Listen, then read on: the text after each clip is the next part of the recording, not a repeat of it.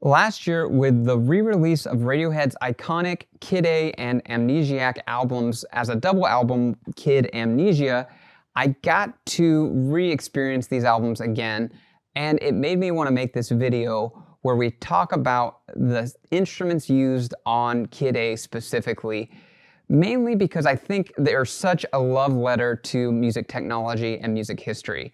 Stick with us.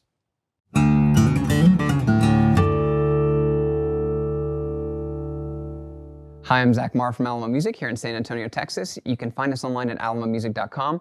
If you haven't already, hit the subscribe button, turn your notifications. This is our Alamo Sound Lab channel where we talk about all things music tech related. And today we're going to talk about Radiohead's Kid A. And I kind of tread on sacred ground here, as for many people, Radiohead is like the Beatles of the 90s and 2000s. I think arguably, they are one of the bands that had such a broad impact on music and music production that it really is only equatable to the impact that the Beatles had in the 60s and 70s. Again, you can argue this, but I really think there's a case to be made there. But let's put that aside. I'm not going to go super heavy into the history of the Kid A album or even some of the finer details because there's a ton online about that. I want to talk specifically about the love letter that this album is towards music technology. And I think it's really 3 or 4 instruments that qualify for being discussed on this channel, maybe 5, and I'm going to go into them. So the first one is, of course, the Prophet 5, used in Everything in Its Right Place. Such an iconic use of the instrument and such a beautiful kind of use of that kind of Rhodesy sound. It's a classic song, and the Prophet 5 is forever sealed in its legacy of probably being one of the most used synths in all music production. But it was amazing to hear it again in the 90s. Before the analog revival, Radiohead incorporated it into their, I guess it was 2000s, recorded in 99, but released in 2000s. It was great to hear it in that piece. So I think that's a very fun piece that you find in that particular Radiohead song. Radiohead in general is a huge fan of sequential instruments. You find them in a lot of their music, but that is one of the most iconic uses of the Prophet 5. So the next most iconic part, I think, Idioteque, uses a lot of modular synths to make the kind of drum sounds of that track. It also uses Pro Tools to kind of cut the voice up, and those are kind of iconic uses of both modular, Greenwood's modular setup, and then the voice manipulation is just super memorable. It's one of the most memorable uses of kind of voice, glitchy voicing that I can remember in any piece of music. And then there's another really interesting thing. There's a sample of a piece by a Princeton professor named Paul Lansky. And in 1973, Paul Lansky had a piece called Mild und Leise, I think. It's like German, Mild und Leise. And it was created on an IBM computer doing FM synthesis in the 70s.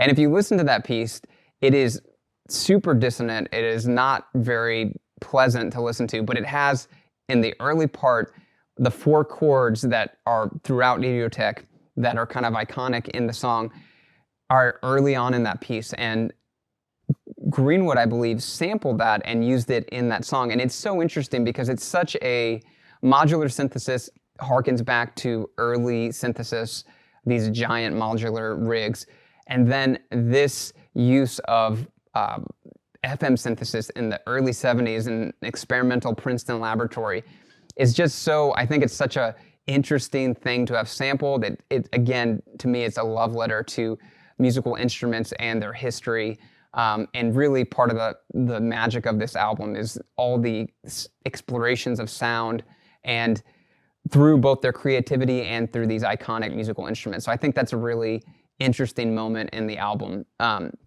Then you move on to the national anthem, which makes heavy use of a very obscure instrument. It's the, I'm not even sure I'm going to say it right. It's the Ondes Martenot. It's a French instrument from, I think, the 30s, that's got a theremin-like sound, and the type of synthesis that it uses, I have no idea what this means. It's heterodyne synthesis. You can look it up on Wikipedia, and it uses vacuum tubes to create the sound. So this is very early primitive technology, but it gives that sci-fi, eerie vibe that you find throughout the album. So it's very cool use of kind of early instrument technology. Those are fairly rare. I've never seen one in the live. You should look it up so you can see pictures of it. Then you move on to Limbo and Morning Bells, and you hear the Fender Rhodes present in those songs. So really nice use, again, of kind of earlier 70s technology. Again, a love letter to musical instruments. This was not trendy at this time. It was interesting for a band in the late 90s, early 2000s to make use of all these instruments that really had been left on the sidelines. And then finally, one of my favorite tracks in all of Radiohead's catalog, you have the motion picture soundtrack, the last track on the album, which again makes use of a pump organ, a Putnam & Co. harmonium, which apparently was influenced by Tom Waits, who also uses a lot of interesting instrumentation in his music. Really enjoy that. And then it has a mellotron for the choir voices, which again, early sampling technology. And then they also sample harps. And it's just a beautiful, again, unique soundscape.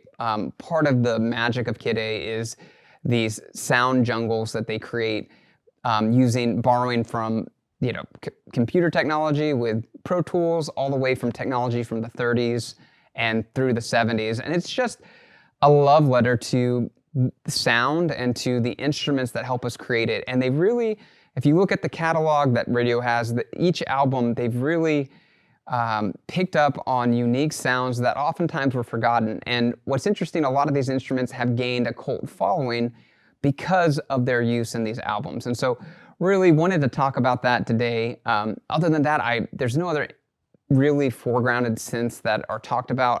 I've always wondered what in Kid A, the actual song Kid A, which is not one of the ones that's talked about a lot. It's one of my favorites, actually. I'm not sure. There's a lot of interesting sounds in that piece, and I'm not sure what instrumentation is going on, and I'm not sure it's been documented anywhere. So if you happen to know, or if there's any fact that I got wrong or anything you want to add, please leave a comment below. I wanted to just, again, this is part of a new series where we talk about the instruments used in songs and albums and how to better understand what's going on and perhaps be inspired to explore different instruments and different pieces of music technology. Hope you enjoyed today's episode. If you would like us to do a specific album or song, please leave it below. And again, if you haven't already, please hit the subscribe button. We'd love to see you here again. Thanks for watching.